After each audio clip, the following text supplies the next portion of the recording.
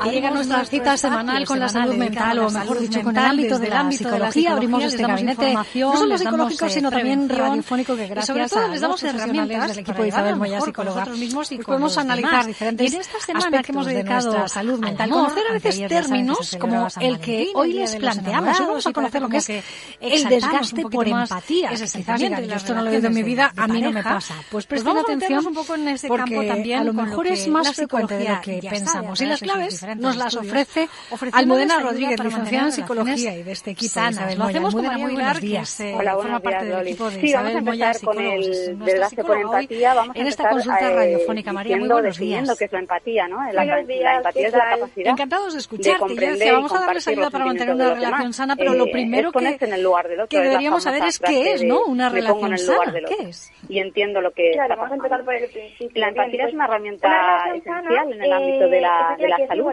ya que bueno, pues se relaciona directamente con las bases de un buen vínculo terapéutico. Es decir, todos valoramos positivamente cuando nos sentimos escuchados y valorados y entendidos por nuestro psicólogo, nuestro médico. El síndrome de desgaste por empatía es un término que es relativamente nuevo. Fue acuñado por el doctor Saxigley en 1971.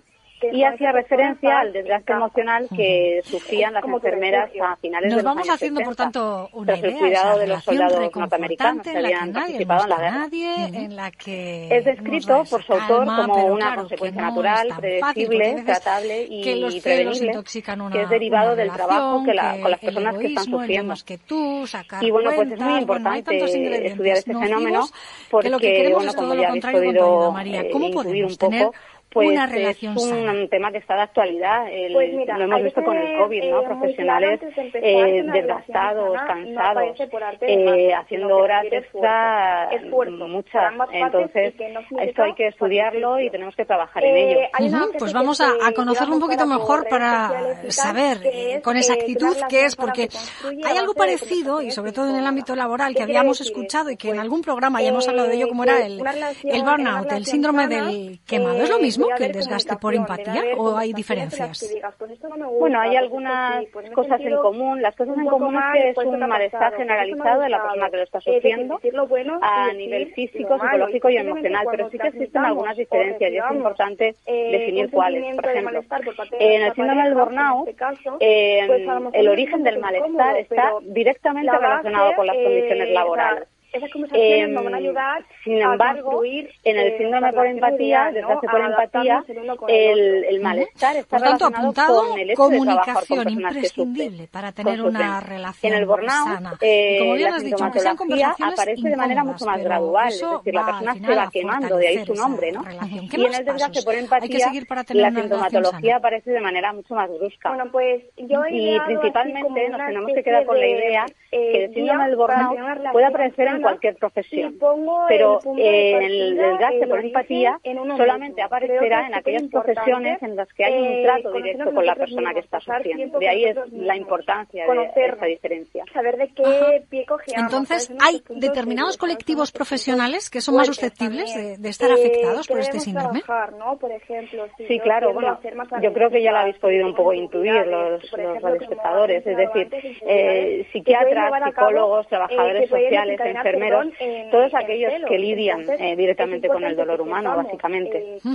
Pero bueno, más allá de profesiones o de especialidades, también cualquier persona, ¿no? Y por la convivencia, por estar cuidando a una persona o por el día a día, podríamos también ser afectados por este síndrome. Vamos a conocer, si te parece, su sintomatología para saber detectarlo. ¿Cuál sería? Pues mira, en algunos casos se llega incluso a tener un cuadro muy semejante a lo que se habla en psicología del trastorno de estrés postraumático. ¿Y qué es ese trastorno de estrés postraumático? Pues es básicamente un malestar generalizado que se da en personas que han sufrido uno o varios elementos traumáticos en su vida y se fundamenta en tres pilares, ¿no?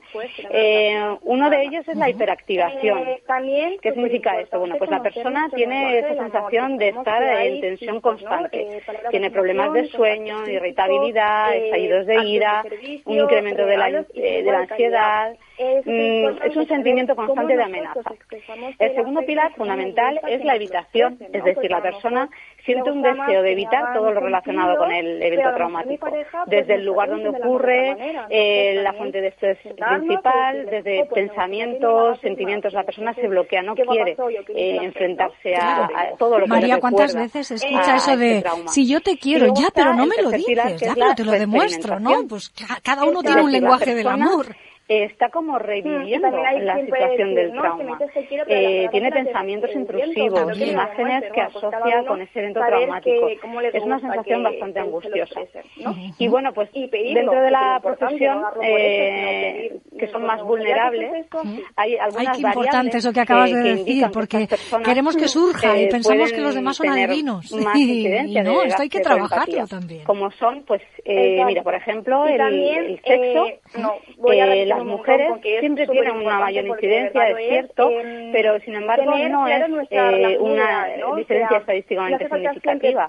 La edad y la experiencia sí que son más importantes, es decir, a menor edad y menor experiencia, mayor es la probabilidad de padecer este síndrome. Pero en esto hay que ser muy cautos porque todavía hay que hacer mucha investigación a ese propósito.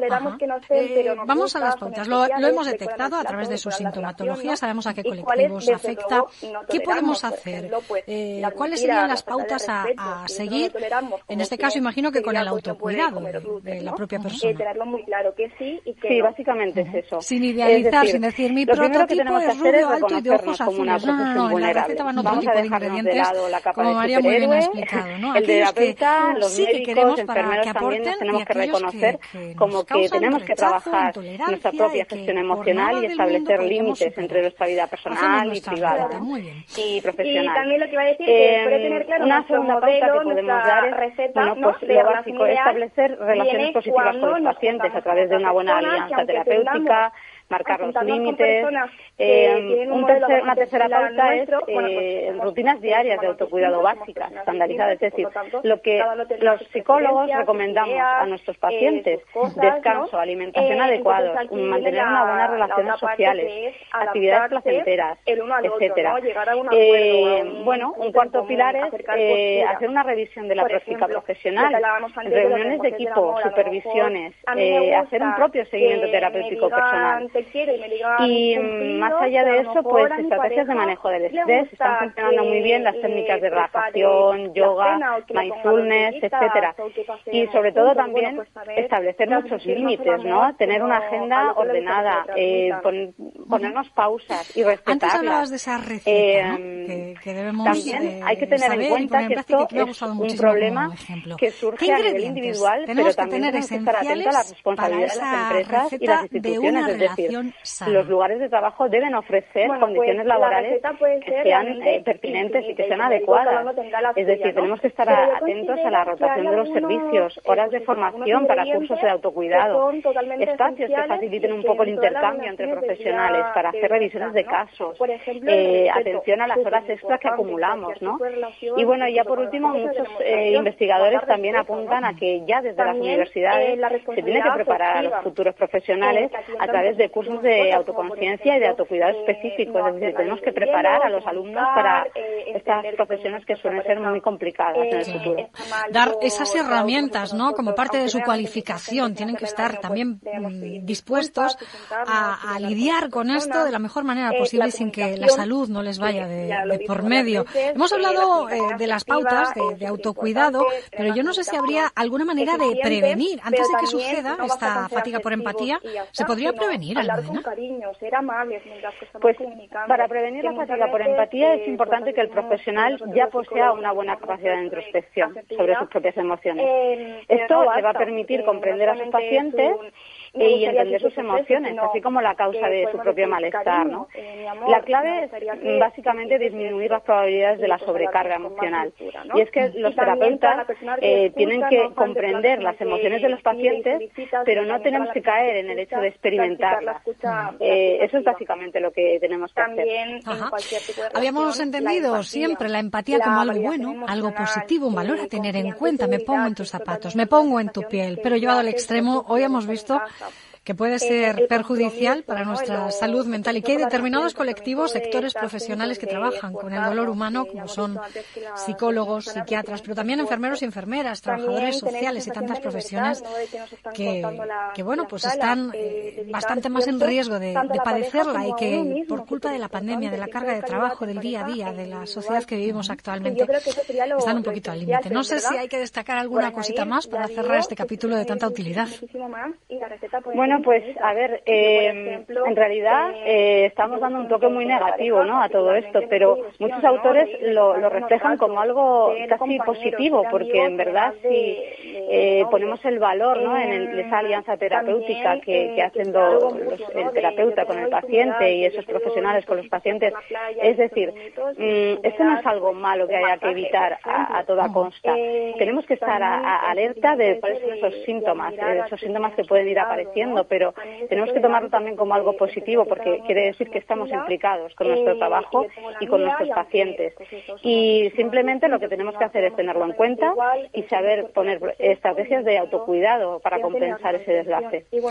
Pues con eso me quedo, con detectarlo a tiempo, con tenerlo en cuenta, con poner esos límites invisibles pero necesarios entre lo personal y lo profesional, es ideal, tan ideal que no sabemos llevarlo a la realidad. ¿Cómo podemos poner en práctica reconocer esto, que no somos superhéroes? Y después, pues el resto de las rutinas diarias, el yoga, el mindfulness, descanso, alimentación y estrategias de manejo del estrés. Almudena Rodríguez, muchísimas gracias por abrirnos luz en este campo. Buen día.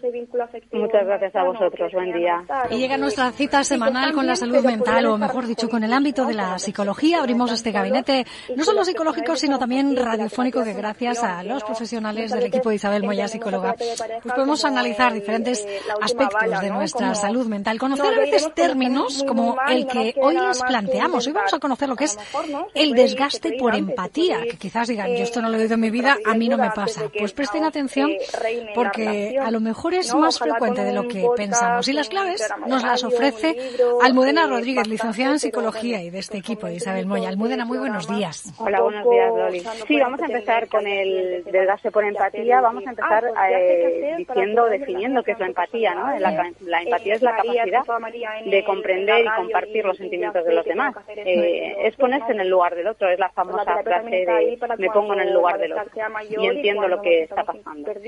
La empatía es una herramienta esencial en el ámbito de la salud, ya que bueno, pues se relaciona directamente con las bases de un buen vínculo terapéutico. Es decir, todos valoramos positivamente cuando nos sentimos escuchados y valorados y entendidos por nuestro psicólogo o nuestro médico.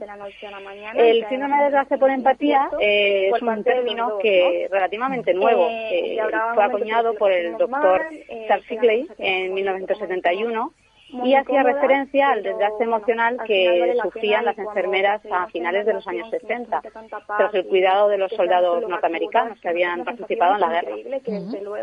Es descrito por su autor como una consecuencia natural, predecible, tratable y prevenible, que es derivado del trabajo con las personas que están sufriendo. Y bueno, pues es muy importante estudiar este fenómeno porque, bueno, como ya habéis podido intuir un poco, pues es un tema que está de actualidad. Lo hemos visto con el COVID, ¿no? Profesionales desgastados, cansados, haciendo horas extra, muchas. Entonces, esto hay que estudiarlo y tenemos que trabajar en ello. Pues vamos a conocerlo un poquito mejor para saber con exactitud qué es, porque hay algo parecido, y sobre todo en el ámbito laboral, que habíamos escuchado y que en algún programa ya hemos hablado de ello, como era el burnout, el síndrome del quemado. ¿Es lo mismo que el desgaste por empatía o hay diferencias? Claro. Me parece súper interesante lo que has dicho, que no dejemos la terapia de pareja, que es una de las especialidades de la psicología, como la última bala, como el último recurso. Cuando todo ya ha saltado por los aires, cuando todo está roto prácticamente, vamos y queremos que una psicóloga nos lo arregle, ¿no? Pues no, vamos a trabajarlo desde antes, vamos a utilizarlo como medidas preventivas, como utilizamos en cualquier ámbito de la salud. Si yo no me quiero resfriar, pues tomo vitamina C, me abrigo, tomo una serie de medidas en la relación, vamos a trabajarlo también para que no llegue de trabajar con a términos ya pues desastrosos donde un psicólogo, por más que aporte, la sintomatología aparece de manera muy interesante. Pensamos que solo nos atienden en consulta, hacen formaciones como esta que María Vilar nos ha contado, este taller que impartió y que ahora pondrá a disposición de manera online para todas aquellas personas de la edad que sean, del tipo que sean, que quieran fortalecer la pareja, que quieran tener relaciones sanas. El desgaste por empatía estaremos muy pendientes de la página web de Isabel Moya Psicólogos, porque además de esta formación hacéis de muchos ámbitos, María. Dentro de poco, el 8 de marzo, es el Día de la Mujer y creo que estáis preparando también unas jornadas al respecto. Entonces, hay determinados colectivos profesionales que son más susceptibles de estar afectados por este síndrome. Como bien has dicho, sí, claro, bueno, yo creo que ya lo habéis podido un poco intuir los espectadores, es decir, psiquiatras, psicólogos, trabajadores sociales, enfermeros, todos aquellos que lidian directamente con el dolor humano, básicamente. Pero bueno, más allá de profesiones o de especialidades, también cualquier persona, ¿no? Y por la convivencia, por estar cuidando a una persona o por el día a día, podríamos también ser afectados por este síndrome, perdón. Vamos a conocer, si te parece, su sintomatología para saber detectarlo. ¿Cuál sería? Pues mira, en algunos casos se llega incluso a tener un cuadro muy semejante a lo que se habla en psicología del trastorno de estrés postraumático. ¿Y qué es ese trastorno de estrés postraumático? Pues es básicamente un malestar generalizado que se da en personas que han sufrido uno es el o varios 4 de marzo, yo ya se lo avanzo, pero encuentra más información tanto en la web de Isabel Moya Psicólogos como en las redes sociales. Uno de ellos es la hiperactivación. La próxima semana, por si alguien se lo perdió, pues la persona tiene esa sensación de estar en tensión constante. Tiene problemas de sueño, de irritabilidad, estallidos de ira, un incremento de la ansiedad. ¿no? De los psicólogos y psicólogas. Es un sentimiento constante de amenaza. El segundo pilar fundamental es la evitación. Ya se ha quedado patente con lo que hoy nos ha contado y con la ayuda que nos ha brindado María Vilar, nuestra psicóloga desde el lugar de cabecera. donde Muchísimas ocurre, gracias. La fuente de estrés principal, desde pensamientos, sentimientos, la persona se bloquea, no quiere.